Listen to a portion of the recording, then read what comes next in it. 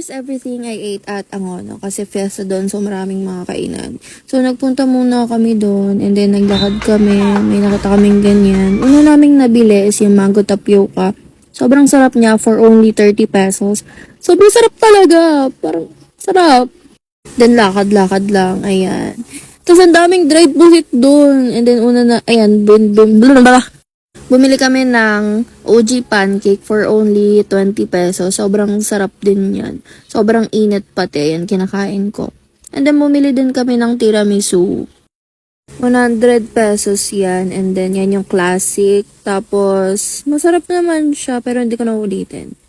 Ayan, tapos, ikot-ikot lang. Then, bumili kami ng cheesy corn for 90 pesos. Tapos, yung iba, parang 50 pesos lang yung ganyan kaliit. Nascam ata kami, pero masarap naman. So,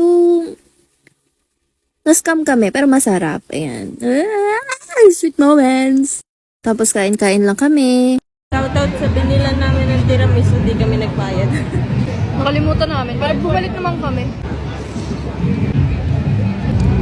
Ayan, kumakain lang kami, inubos lang namin. Yan, sinubuan. Tapos yan, bumili kami ng dragon fruit and melon. Sobrang sarap ng dragon fruit. Ito ay, ano to?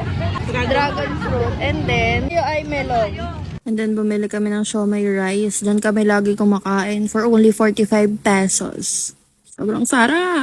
So far, yung pinaka-bet ko, dragon fruit. Sobrang sarap.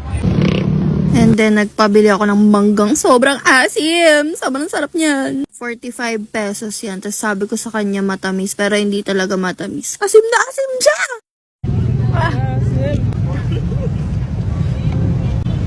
50 pesos yan, yung isang cup na yun. Sobrang asim niya, pero masarap po, di ba? Nang batok pa. Masim. And then, bumili lang kami ng fries. As yun lang. Bye!